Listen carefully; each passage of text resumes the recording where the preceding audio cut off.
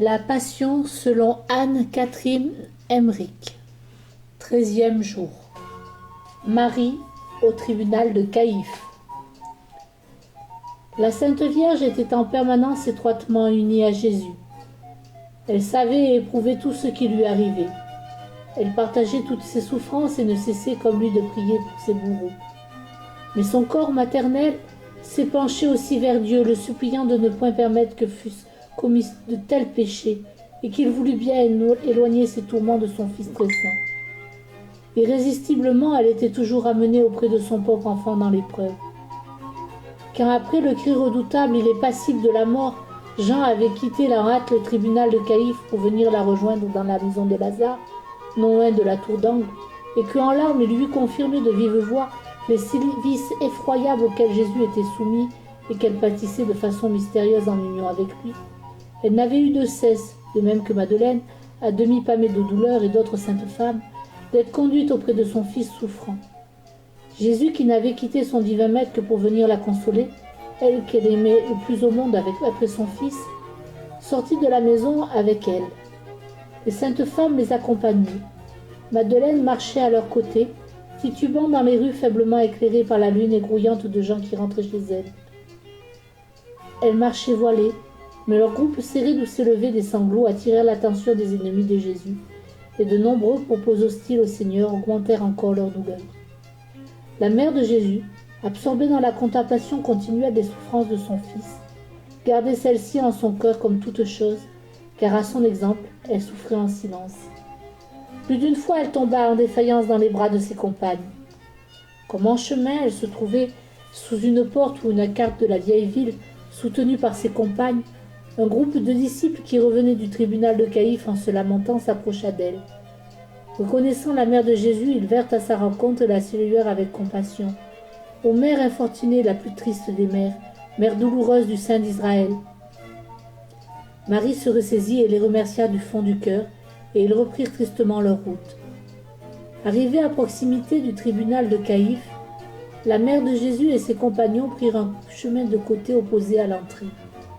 Il n'y a là qu'un seul mur, tandis qu'à l'avant de l'édifice, 2 cours précèdent la maison. Ils éprouvèrent à cet endroit une nouvelle souffrance, car il leur fallut traverser une place dégagée, sur laquelle, à l'abri d'une toile légère, des ouvriers travaillaient déjà à la lueur des torches à fabriquer la croix. En effet, à peine Judas les avait-il quittés pour aller trahir son maître, que les ennemis de Jésus avaient ordonné que la croix fût préparée aussitôt qu'on l'aurait capturé. Ils entendaient ainsi faire pression sur Pilate, ne lui laissant aucun échappatoire, car ils voulaient lui livrer le Seigneur à la première heure afin qu'il le condamnât sans délai. Ils pensaient en effet que tout cela ne s'éterniserait pas. De leur côté, les Romains avaient déjà apprêté les croix des brigands. En passant devant les ouvriers, la Sainte Vierge les entendit se répandre en propos orduriers contre Jésus, à cause de qui ils étaient obligés de travailler de nuit, et leurs propos lui percèrent le cœur, autant que chaque coup de marteau qu'il donnait. Pourtant, elle ne cessait de prier pour ces hommes aveuglés par la haine, qui en jurant préparaient l'instrument de leur salut et de la mort de son fils tout à la fois. Ayant contourné la maison en passant par la cour extérieure, Jean et Marie, entourés des saintes femmes, se retirèrent dans un angle à l'entrée de la seconde cour. Mais l'âme de la Sainte Vierge se tenait douloureusement unie à son fils. Elle désirait vivement voir s'ouvrir cette porte qui, elle le sentait, était le seul obstacle qui la séparât de lui. Et elle espérait que Jean parviendrait à la faire entrer dans la prison où Jésus avait été conduit au 2e chant du coq. À cet instant même, la porte s'ouvrit et Pierre s'avança, suivi d'autres personnes. Les mains tendues et la tête voilée, il pleurait. À la clarté de la lune, rendue plus vive par la lumière des torches, il reconnut Jean et la Sainte Vierge. Sa conscience lui sembla prendre les traits de celle-ci pour l'accabler de reproches, réveillant en lui le souvenir du regard du Fils sur lui. Aussi est-ce le cœur battant qu'il entendit Marie lui demander « Ah Pierre, qu'en est-il de mon fils Jésus ?» Incapable de supporter ce regard, elle se détourna en se tordant les mains. Comme il ne répondait pas, elle s'avança vers lui et lui dit, d'une voix douloureuse, « Simon, fils de Képhas, tu ne réponds pas ?» Alors, d'une voix brisée, il gémit, « Mère, ne me parle pas. Ton fils souffre des tourments indicibles. Ne me parle pas. Ils l'ont condamné à mort et moi je l'ai renié 3 fois, honteusement.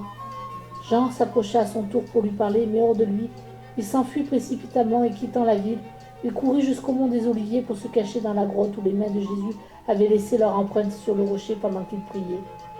Je crois qu'Adam, notre premier père, a fait pénitence dans cette grotte aussitôt après qu'il eut été chassé de l'Éden. Le cœur brisé par cet aveu, la Sainte Vierge mesura la douleur qu'avait ressentie son fils, que c'était lui, l'apôtre, qui le premier l'avait reconnu comme fils de Dieu, vivant, qui l'avait renié. Elle s'évanouit et glissa le long du montant de la porte, jusque sur la pierre où elle se tenait, et la marque de ses mains ou ses pieds s'y imprima. Cette pierre existe encore, mais je ne me rappelle plus où, je l'ai vue. La porte restait à présent ouverte, car la plus grande partie de la foule quittait les lieux après l'incarcération de Jésus.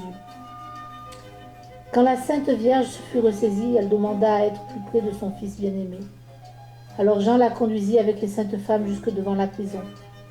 Ah, elle se savait bien unie indéfectiblement à lui, et qu'il lui était unie de la même façon. Mais cette mère si aimante voulait entendre de ses oreilles les soupirs de son fils. Elle les entendit en effet. Elle entendit aussi les insultes de ses bourreaux. Il ne pouvait pas rester longtemps à cet endroit sans être remarqué. Madeleine ne parvenait pas à contenir les violentes effusions de sa douleur. Et quand bien même la Sainte Vierge savait conserver, jusque dans les souffrances les plus atroces, une retenue, on pourrait dire un recueillement, d'une extraordinaire dignité, elle entendait jusque dans cet endroit les paroles qu'elle avait surprises le long du chemin. N'est-ce pas là la mère du Galiléen? Assurément, son fils va être mis en croix, mais sans doute pas avant la fête, à moins qu'il ne soit un fief et brigand. Alors, se détournant de la prison, elle gagna l'atrium. Il ne restait que quelques personnes. Ses compagnes la suivirent, recueillies dans leur chagrin. Quand elle fut en ce lieu d'abomination où Jésus avait proclamé qu'il était le Fils de Dieu et où les suppôts de Satan l'avaient eu en criant « Il est passible de la mort », l'immensité de sa douleur l'accabla, et elle tomba une nouvelle fois sans connaissance. Jean et les saintes femmes l'emportèrent loin de ce Dieu. Elle semblait plus morte que vive. Cette fois, la populace ne dit rien. Tous se taisaient, étonnés. C'était comme si un esprit céleste traversait l'enfer. Le chemin la ramena le long du bâtiment jusqu'à l'endroit où l'on était occupé à préparer la croix. Les ouvriers chargés de ce travail n'en pouvaient venir à bout davantage que les juges n'avaient pu s'accorder sur la sentence. Sans cesse, ils devaient chercher une autre pièce de bois, parce que celle-ci qu'ils avaient prévue ne convenait pas où se fendait. Il en était ainsi parce que Dieu voulait que les différentes pièces de bois fussent assemblées suivant l'ordre mystérieux établi par sa providence. J'ai eu à ce sujet toutes sortes de visions. J'ai vu les anges intervenir pour entraver les ouvriers dans leur travail, jusqu'à ce qu'il fût accompli conformément au dessein de Dieu. Mais comme je ne me rappelle plus de façon précise toutes ces choses, j'en nommais les détails. Jésus en prison. La prison où Jésus fut enfermé était un petit cachot voûté situé sous le tribunal de Caïphe.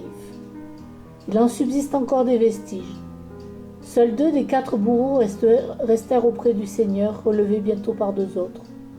On ne lui avait pas encore restitué ses vêtements, il n'était couvert que des loques de son manteau de dérision. On lui avait de nouveau lié les mains.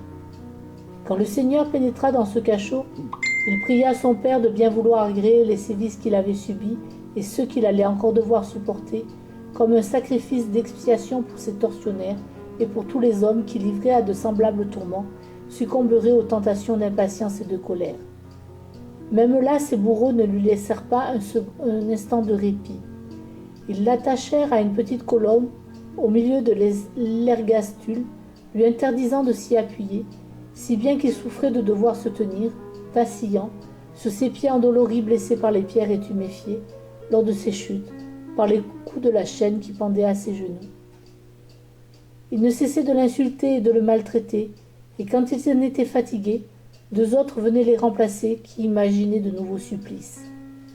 Il m'est impossible de donner une idée de la cruauté que ces sbires déployèrent contre le Saint des Saints, celui qui est l'innocence même. Oh, qu'il est honteux pour nous que notre mollesse et notre douilletterie ne puissent dire ou entendre relater les multiples outrages qu'a subis patiemment le Rédempteur. Nous sommes saisis d'une horreur comparable à celle qu'éprouve un meurtrier obligé de poser sa main sur les blessures de sa victime. Jésus supporta tout sans ouvrir la bouche. C'étaient les hommes, les pécheurs, qui exerçaient leur fureur contre leurs frères, leur sauveur et leur Dieu. Moi aussi je suis une pauvre pécheresse, et c'est à cause de moi aussi qu'il a pâti toute cette souffrance. Au jour du jugement, tout sera révélé, et chacun de nous verra tous comment, par ses péchés, il aura contribué à la passion du Fils de Dieu, alors qu'il était dans le temps au milieu de nous en sa nature humaine. Les fautes que nous ne cessons de commettre sont en effet consentement et participation aux sévices que ces suppôts de Satan firent subir à Jésus. Ah, si nous méditions ces choses, combien plus sérieusement nous dirions ces paroles. Seigneur, fais-moi mourir plutôt que de permettre que je t'offense encore par mes péchés. Dans son cachot, Jésus ne cessait de prier pour ses bourreaux. À la fin, fatigués de le tourmenter, ils lui laissèrent un moment de répit et je le vis appuyé à la colonne, tout nimbé de lumière. Le jour commençait à poindre, ce jour de sa passion et de notre rédemption. Un ray de lumière pénétra en tremblant par un soupirail aménagé en haut du mur et vint se poser sur l'agneau de Dieu, notre sainte Pâque, qui a pris sur lui les péchés du monde. Jésus leva ses mains enchaînées vers le jour naissant et adressa à haute voix une émouvante prière à son Père, lui rendant grâce pour la mission qu'il allait accomplir en ce jour, dont les patriarches déjà avaient désiré ardemment l'accomplissement. Depuis sa venue sur terre, n'avait-il pas lui-même soupiré après ce jour, disant « Je dois être baptisé d'un autre baptême, et il me tarde que ce jour vienne ». Comme sa prière était bouleversante, par laquelle il remerciait son Père pour ce jour où se réaliserait notre salut, but de sa vie entière. Alors le ciel serait ouvert, l'enfer vaincu, et la source de toute bénédiction répandue sur tous les hommes conformément au vouloir d'amour du Père. J'ai pris part à sa prière, mais je n'en pus plus rien exprimer, car j'étais malade de compassion.